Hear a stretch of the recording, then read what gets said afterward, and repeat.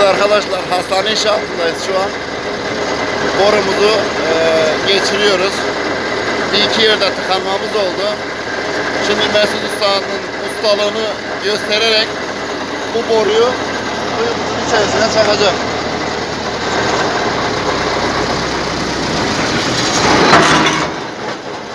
Ustalık yürekli olmaz, bilekli olur.